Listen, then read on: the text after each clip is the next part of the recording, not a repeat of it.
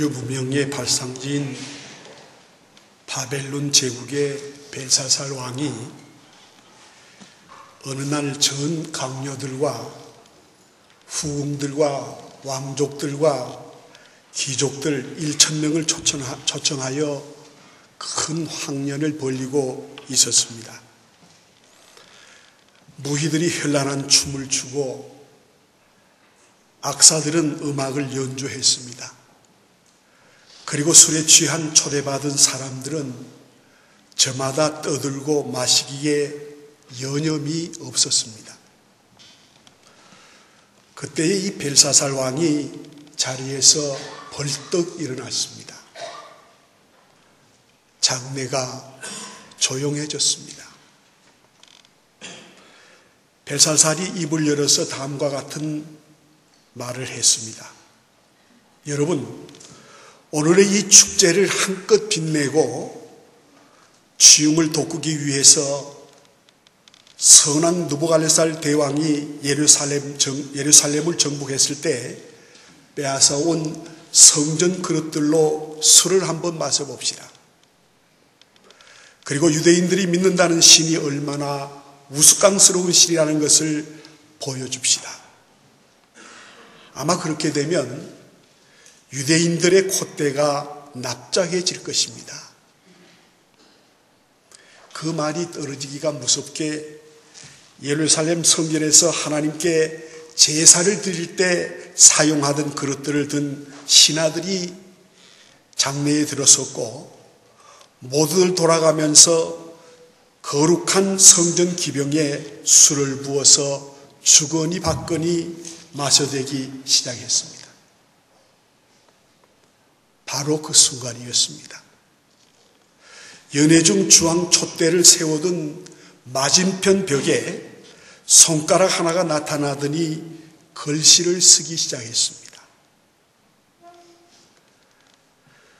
우리가 읽진 않았지만은 다니엘서 5장 6절을 보면 이에 왕의 얼굴이 절기던 얼굴이 빛이 변하고 그 생각이 번민하여 넓적다리 마디 녹는 듯 그의 무릎이 서로 부딪힌지라고 표현하고 있습니다. 이 벨사살 왕이 얼마나 놀랍고 공포에 질렸는지 우리가 짐작을 할 수 있습니다. 강한 자가 가장 약한 자라는 말이 있습니다. 이 독재자일수록 자신의 독재의 아성을 지키기 위해서 번민하고 술로 밤마다 공포를 달래기 마련입니다. 그래서 이 독재자일수록 미신이나 점쟁이를 가까이 하게 된다는 것입니다. 벨사살 왕도 이 놀라운 사건이 어떤 불행의 전조인 것으로 판단하고 그 즉시 온 나라의 술객들과 술사와 점쟁이들을 불러들이고 박사들까지 동원해서 벽에 쓰여진 글자를 읽고 해석하도록 명령을 내렸습니다. 그리고 그런 사람에게는 자색 옷을 입히고 금사슬을 목에 걸어주고 나라의 세 번째 높은 자리에 세워준다고 약속을 했습니다. 우리나라로 말하면 부총리 정도의 위치입니다. 그러나 그 글자를 읽는 사람도 없었습니다. 그도 그럴 것이 하나님이 그 글자를 쓰셨기 때문에 점쟁이나 무당이나 박사는 그 글자를 해석할 수가 없었습니다. 그때 추천된 사람이 예루살렘에서 포로로 끌려온 다니엘이었습니다. 다니엘이 벨사살 왕 앞에 섰습니다. 그리고 이렇게 말합니다. 상금이나 자리는 필요 없어. 그러나 하나님이 쓰신 글자이니 내가 기도하고 해석을 해드리겠소. 그렇게 말한 후 읽고 해석한 것이 바로 메네메네 데겔 우바루신이라는 것이었습니다.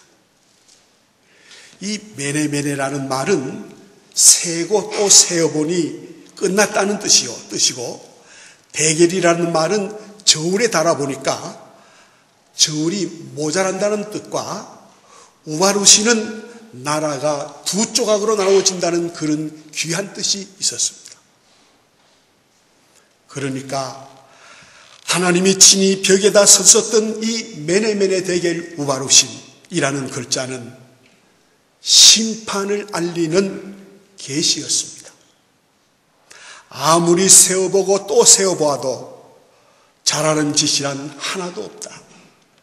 아무리 무게를 달아보고 또 다시 달아봐도 모자란다.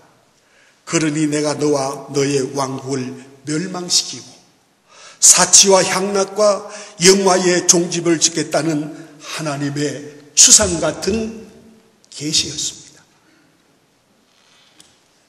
다니엘은 이 벨사살 왕이 하나님의 심판을 받게 된 이유를 오늘 본문 22절에서 28절에 분명하게 밝히고 있습니다. 왜 이 벨사살 왕이 심판을 받았느냐? 첫째는 지나간 역사를 다 알면서도 오히려 마음을 낮추지 않고 스스로 높였기 때문에 그런 문제가 일어났습니다. 18절 이하에 보면 벨사살의 부친인 느부갈살 왕이 교만에 빠져서 하나님을 거역하다가 왕위에서 쫓겨났고 덜 짐승처럼 추방당해서 정처 없이 여기저기를 돌아다니며 덜 짐승처럼 풀을 뜯어먹고 찬이슬을 맞고 잠을 자는 비참한 신세가 되고 말았습니다.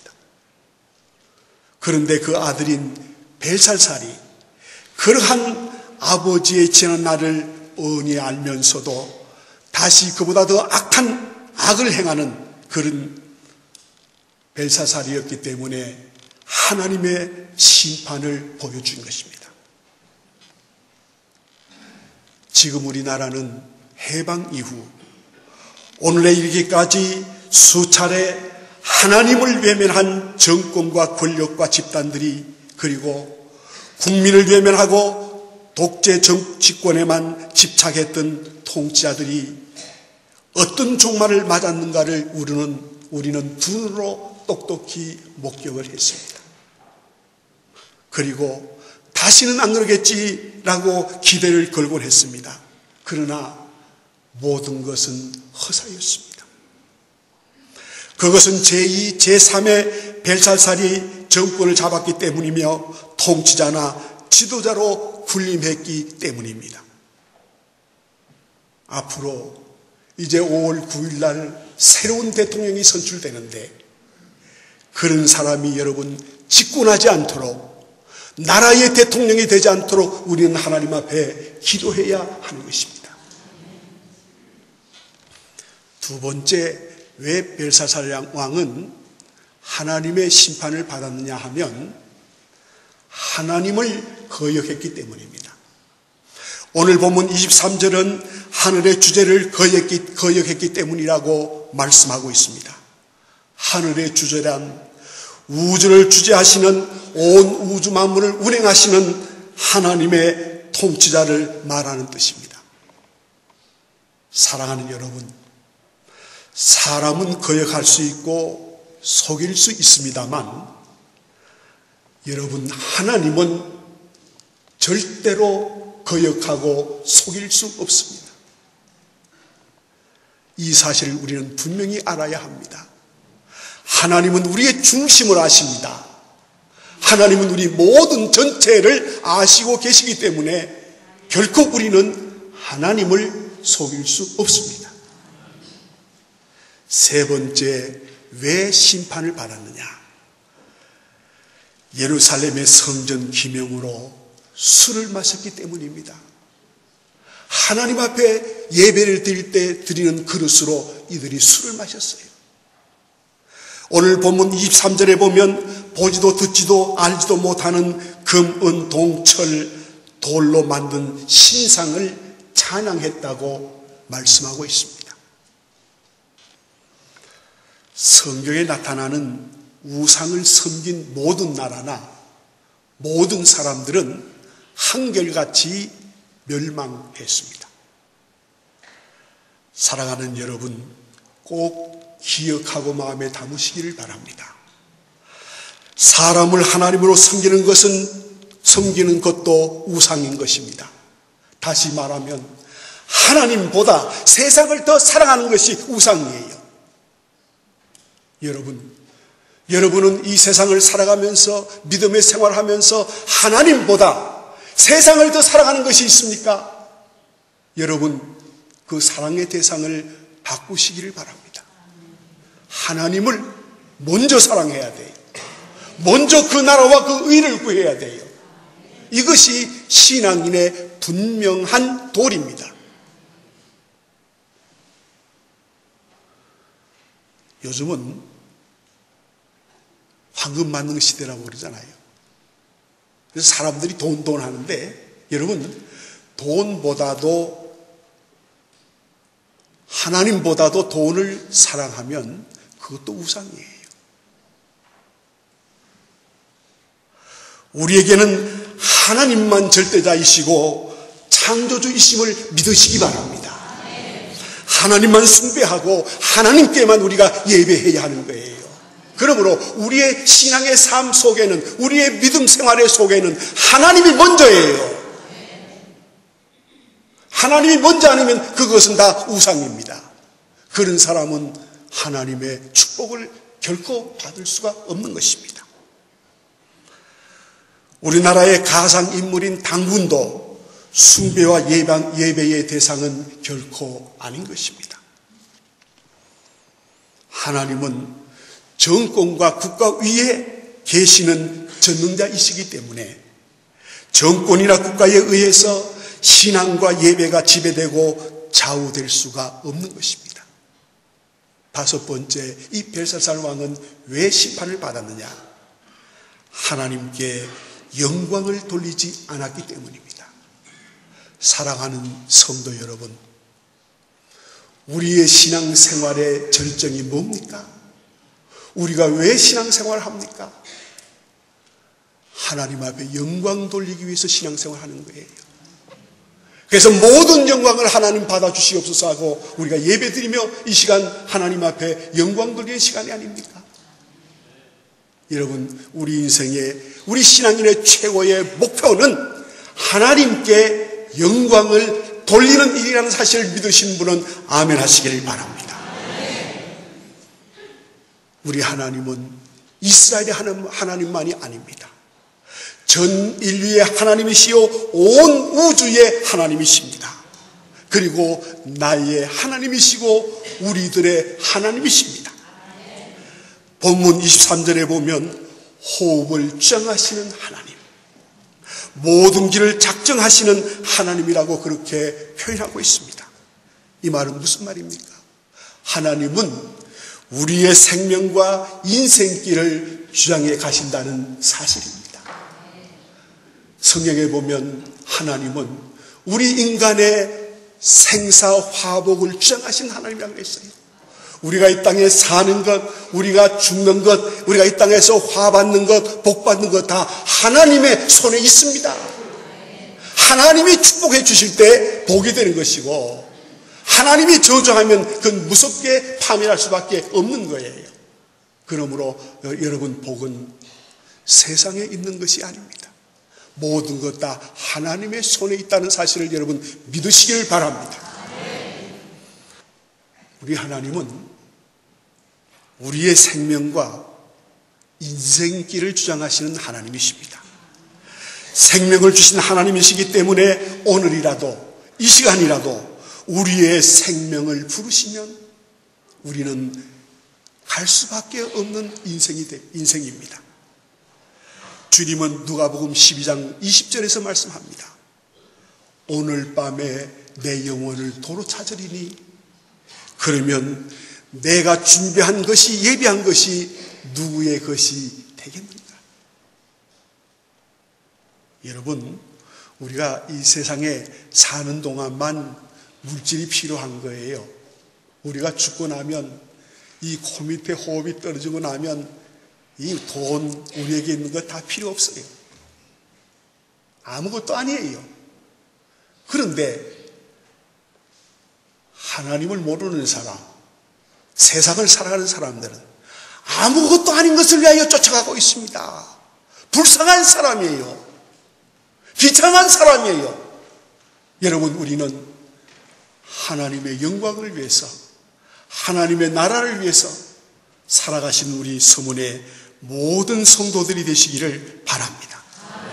그런데 오늘 본문에 나타난 이 벨사살 왕은 생명과 길이 자기에게 있다고 생각을 해요. 이렇게 멍청한 사람이에요. 내가 오늘 숨쉬고 살아가는 것이 여러분 절대로 내 덕인 줄 생각하지 마시기 바랍니다. 내가 운동을 열심히 하고 좋은 것을 먹고 약을 먹고 보약을 먹고 해서 산다고 생각하지 마세요.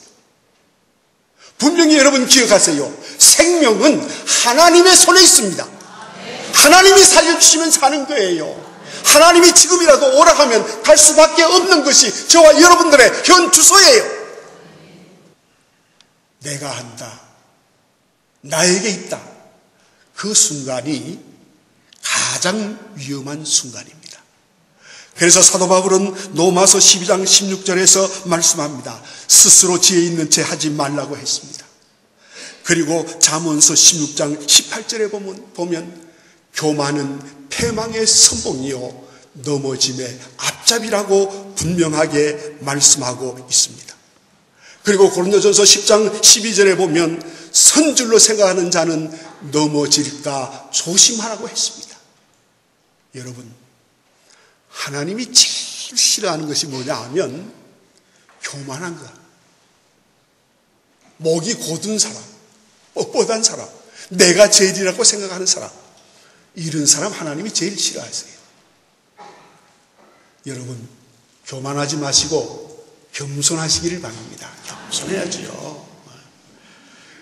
1912년 4월 14일 밤 북대서양 해상에서 초호화 여객선인 타이타닉호가 빙상에 부딪혀서 침몰하면서 1517명이 죽었습니다. 이 배는 당시 46,000톤으로 호화의 극을 이룬 여객선이었습니다. 당시로서는 최신 장비에 온갖 오락시설이 그 배에 다 있었습니다. 이 타이타닉호가 북대서양에 들어섰을 때 수차례 빙산을 조심하라고 무전 연락이 다른 배들로부터 타전되어 왔습니다. 그러나 타이타닉호의 선장과 선원, 기관사들은 그 소식을 시큰둥하게 아무렇지도 않게 들었어요. 이유는 이토록 거대한 배라면 빙산 정도는 문제가 되지 않는다고 그들이 확신했기 때문이었습니다. 그러다가 빙산과 충돌을 했어요. 그리고 1517명이 죽고 가라앉은 선체는 지금도 100년이 지났는데도 인양을 하지 못하고 있습니다. 온 세상을 멸하려는 홍수가 차올라와도 노아 시대의 사람들은 먹고 마시고 시집가고 장가가고 향락에 빠져 있었습니다. 성경에 나타나는 소돔과 고모라에 유황불이 잠시 후 쏟아질 것을 모르는 사람들은 향락에 돋지 않은 채 허우적거리고 있었습니다. 그러다가 유황불의 폭격을 맞았어요. 하나님의 심판을 받았다는 이 말이에요.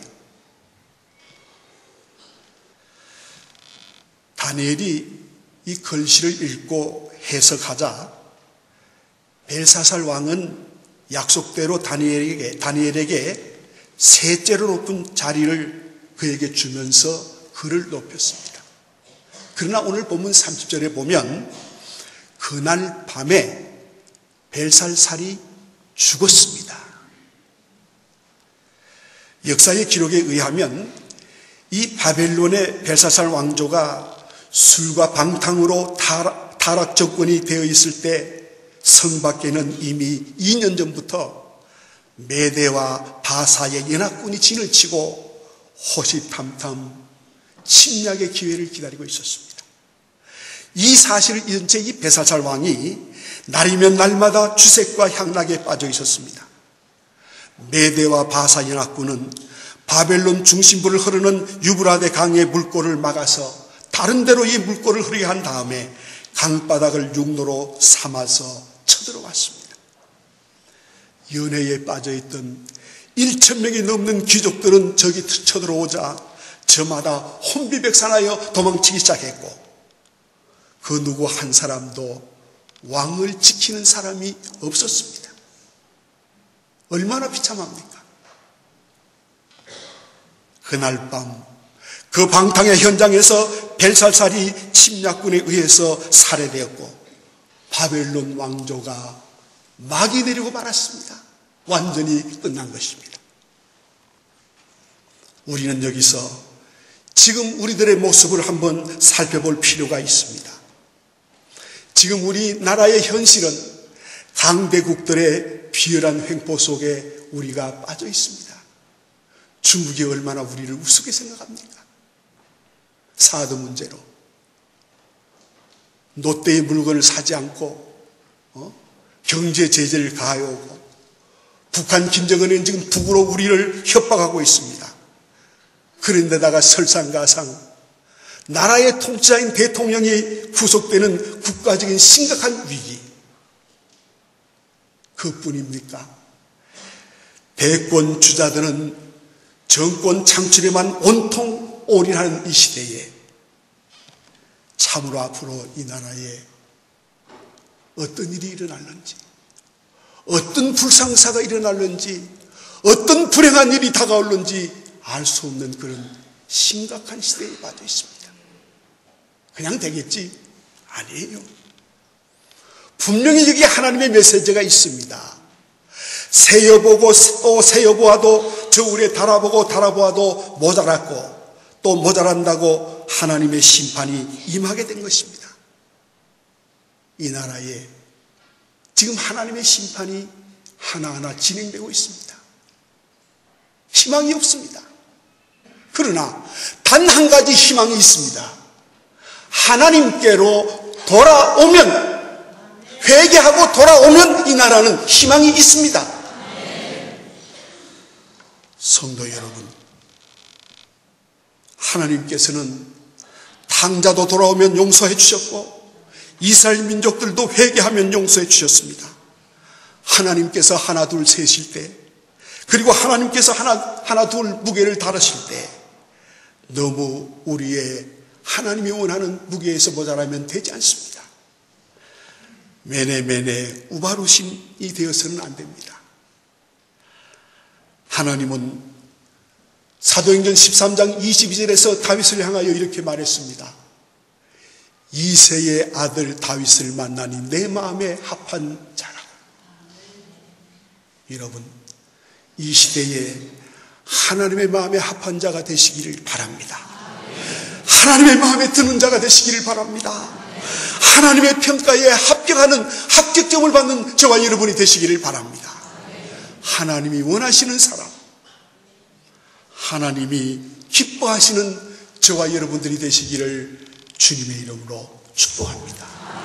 성도 여러분, 위기에 빠져있는 이 나라와 이 민족을 위하여 여러분 기도하십시다.